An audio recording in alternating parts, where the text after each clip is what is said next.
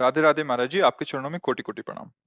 महाराज जी, क्या मेहनत नसीब बदल सकती है और क्या बिना मेहनत के नसीब का सब प्राप्त हो सकता है? हाँ, उसे मतलब आप ग्रामीण भाषा में प्रश्न कर रहे हो। उसे शास्त्रीय भाषा में पुरुषार्थ कहते हैं। मेहनत का मतलब पुरुषार्थ। अगर प्रबल पुरुषार्थ है तो बुरे प्रारब्ध को मिटा सकता है और नवीन सुख सामग्री को सजा सकता है। पर प्रबल पुरुषार्थ होता है परोपकार। दूसरे के भारी समस्या दुख में सम्मिलित होकर उसको मिटा दो और भगवान का स्मरण करो। इन दो के द्वारा ये प्रबल पुरुषार्थ आपके पूर्व प्रारब्ध को नष्ट कर देगा।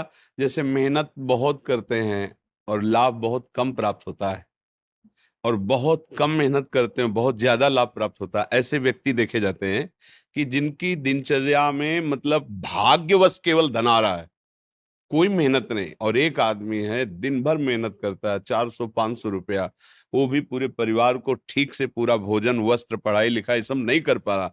एक आदमी है कि बिल्कुल कोई ऐसा कार्यरत नहीं है, पर अर्थ की बाहुल्यता उसके घर में, ये पूर्व का जो पुण्य है वो उसे अर्थ प्राप्त करा रहा है। वर्तमान में वो पुरुषार्थहीनता दिखा रहा है। तो जब तक प्रारब्ध भोग है पुण्य का तब तक चलता रहेगा। अब एक है वर्तमान में बहुत पुरुषार्थ कर रहा, मेहनत कर रहा है, लेकिन पूर्व का पाप उसे आगे नहीं बढ़ने दे रहा। अब पहले पीछे का जो पाप है उसे नष्ट करने वाला पुरुषार्थ बने। वो दो प्रकार से होता है। परहित सरिस धर्म नहीं भाई। दूसरे का किसी का ऐसा हित हो जाए जो असहाय है, असमर्थ है, रोगी है, परेशान स्थिति में, हम उसका सहयोग कर दें बिना किसी स्वार्थ के और प्रभु का नाम जप करें। इन दो के द्वारा हम पुराने पुराने कर्मों का परिणाम जो हमें आगे नहीं बढ़ने, उनको हम नष्ट कर सकते हैं। तो हुआ तो ये भी प्रयास ही ना, मेहनत ये भी तो हुई ना। नाम जप करते हुए दूसरों के सुख की भावना में अपने कर्तव्य का पालन करते हुए, तो ये पुरुषार्थ आपके पूर्व प्रारब्ध का नाश कर सकता है। भाग्य से ही सब कुछ मिलता है ऐसा नहीं है, भाग्य भी काम करता है।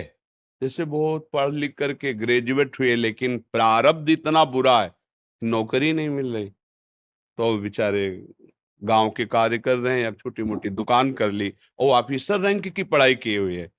और एक है कि ऐसे घर में जन्मे हैं कि जमींदारी पहले से ही है, और वो न पढ़ने में रुचि न किसी क्रिया में रुचि, लेकिन वो बहुत सांसारिक सुखों को भोग रहे हैं।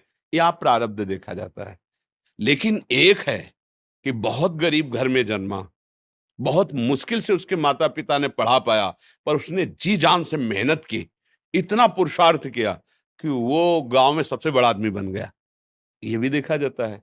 जो अपने पुरुषार्थ को प्रबल कर दे तो प्रारब्ध को मिटाया जा सकता है। अगर पुरुषार्थ हल्का हुआ तो प्रारब्ध जोर कर देगा और आगे नहीं बढ़ पाएगा। सबसे जोर का पुरुषार्थ है परहित करना और भगवत स्मरण करना।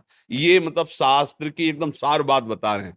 जिसको संसार में सबसे जल्दी उन्नति प्राप्त करनी हो, ये दो बात पकड़ ले। भगवान से मनाए कि कभी किसी की सेवा का अवसर हमें दीजिए। माता पिता गुरुजन, कोई बाहरी पशु पक्षी, ऐसा कोई बीमार व्यक्ति जिसका कोई सहयोगी नहीं, कोई ऐसा जिसको हमें अवसर मिला है, बहुत बड़ी मतलब ये बिल्कुल रामबाण औषधि समझो कि इसमें अचूक वो तुम्हारे प्रारब्ध को विध्वंस कर देगी। जहां तुमने किसी असहाय की बिना स्वार्थ के, बिना कुछ लेने की भावना के और तन मन धन वचन से सेवा की और भगवान का स्मरण किया, ये तुम्हारे पूर्व प्रारब्ध का नाश कर देगा। और जब हम दूसरों का सुख छीनते हैं, ये भी मेहनत है। चोर भी तो मेहनत करता है, न जाने कितना हिम्मत करता है दूसरों की संपत्ति चुराने के लिए, मारपीट सहता है, मारपीट करता है। वो मेहनत करके दूसरे का धन अपहरण करके दूसरे को दुख देने वाली क्रियाएं करता है। तो उसकी ये मेहनत, उसके पूर्व के पुण्य जो जमा है आगे सुख देने वाले, उनका नाश प्रारंभ हो जाता है। पूर्व का पाप और वर्तमान का पाप, ये जब दोनों मिलेंगे तो किसी काम का नहीं कहते मिट्टी में मिल गया, किसी काम का नहीं, सब विध्वंस हो जाता है। इसलिए सदाचरण करो। और ये अंदर की बात कह रहा हूं, हृदय की, दूसरों को सुख पहुंचाने की भावना ले आओ और नाम जप करो, जय को प्राप्त हो जाओगे। परहित सरिस धर्म नहीं भाई। जटायु जी को वो गति, वो दुलार मिला जो महाराज दशरथ जी को प्रभु ले ले दशरथ जी वहां प्राण त्याग रहे हैं, भगवान श्री राम वनवास में। जटायु जी ने अपने प्राणों की परवाह न करके सीता जी की रक्षा रावण से करने के लिए रावण पर, महाबली रावण है, आक्रमण कर दिया। और एक बार तो बेहोश करके गिरा ही दिया चोंच और पंजों की मार से, और उसके चंद्रहास के प्रहार से पंख कट गए। राम राम राम।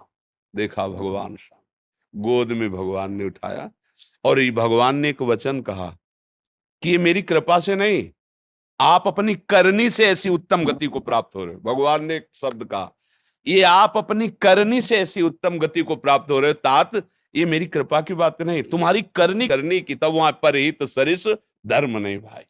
अगर प्राण भी चले जाएं दूसरे के हित में तो भगवान को प्राप्त होता है। बहुत बड़ी बात है, हम ऐसा पुरुषार्थ करें कि अपने प्रारब्ध का नाश कर दें। जो हमारा बुरा प्रारब्ध हमको नष्ट करने, हमें दुख देने, हमें विपत्ति में फंसाने आया, मंगल हो जाएगा। भगवान का नाम और दूसरों को सुख प्रदान करने की भावना।